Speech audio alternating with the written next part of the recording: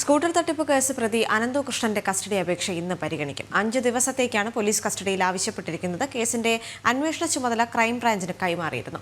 വിവിധ സ്റ്റേഷനുകളിലായി ഇയാൾക്കെതിരെയുള്ള പരാതികൾ ക്രൈംബ്രാഞ്ച് പരിശോധിച്ചു വരികയാണ്. കിരൺകുമാർ ചേരുന്നുണ്ട് കൊച്ചിയിൽ നിന്ന്. കിരൺ, ഈ വിവിധ പരാതികൾ പല സ്റ്റേഷനുകളിലായി കിട്ടിയ സാഹചര്യത്തിൽ ക്രൈംബ്രാഞ്ച് പരിശോധിച്ച് വരുന്നതിനിടയിൽ പോലും കൂടുതൽ പരാതികളുമായി ചിലർ രംഗത്തേക്ക് വരുന്ന സാഹചര്യം കൂടിയുണ്ടല്ലോ.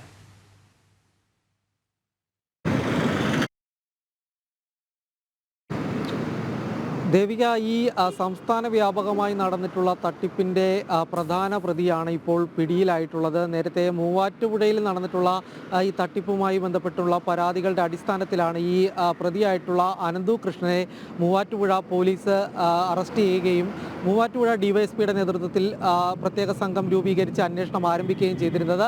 എന്നാൽ പിന്നീടാണ് കൂടുതൽ പരാതികൾ സംസ്ഥാന വ്യാപകമായി തന്നെ പല സ്ഥലങ്ങളിൽ നിന്നും കൂടുതൽ പരാതികൾ ഉയർന്നു വരാൻ തുടങ്ങിയിരുന്നു.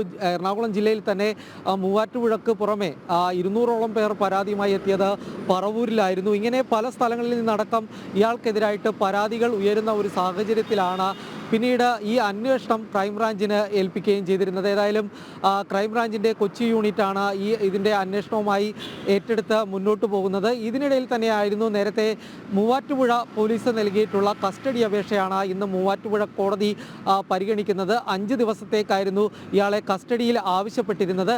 ഏതായാലും ഇന്ന് ഈ കസ്റ്റഡി അപേക്ഷ പരിഗണിക്കുന്ന സമയത്ത് ക്രൈംബ്രാഞ്ച് ഇത് സംബന്ധിച്ചുള്ള തങ്ങളുടെ നിലപാട് അറിയിക്കും എന്ന് തന്നെയാണ് മനസ്സിലാക്കാൻ സാധിക്കുന്നത്.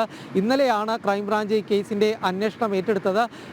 ഈ കേസിൻ്റെ ഒരു പ്രാഥമിക ഘട്ടത്തിലേക്ക് മാത്രമാണ് ഇപ്പോൾ ക്രൈംബ്രാഞ്ച് കടന്നിട്ടുള്ളത്. നിരവധി പരാതികൾ ഉയരുന്നുണ്ട്. മാത്രവുമല്ല, നേരത്തെ ലഭിച്ചിട്ടുള്ള പരാതികളിലേക്ക് ഈ കേസുമായി ബന്ധപ്പെട്ടുള്ള കേസ് ഡയറികളും ഫയലുകളൊക്കെ ക്രൈംബ്രാഞ്ച് പരിശോധിച്ച് തുടങ്ങിയിട്ടുള്ളൂ. അതുകൊണ്ട് തന്നെ ഒരുപക്ഷെ ഈ കസ്റ്റഡിയിൽ വാങ്ങുന്നത് അത് പിന്നീട് രണ്ടാമതൊരു അപേക്ഷ നൽകുന്നതിന് വേണ്ടി ക്രൈംബ്രാഞ്ചിൻ്റെ ഭാഗത്തു നിന്നും ഒരു നീക്കമുണ്ടാകാൻ കൂടി ഏതായാലും സാധ്യതയുണ്ട്. നേരത്തെ പോലീസ് നൽകിയിട്ടുള്ള കസ്റ്റഡി അപേക്ഷയാണ് ഇന്ന് മൂവാറ്റുപുഴ കോടതി പരിഗണിക്കുന്നത്. ദേവിക. ശരി.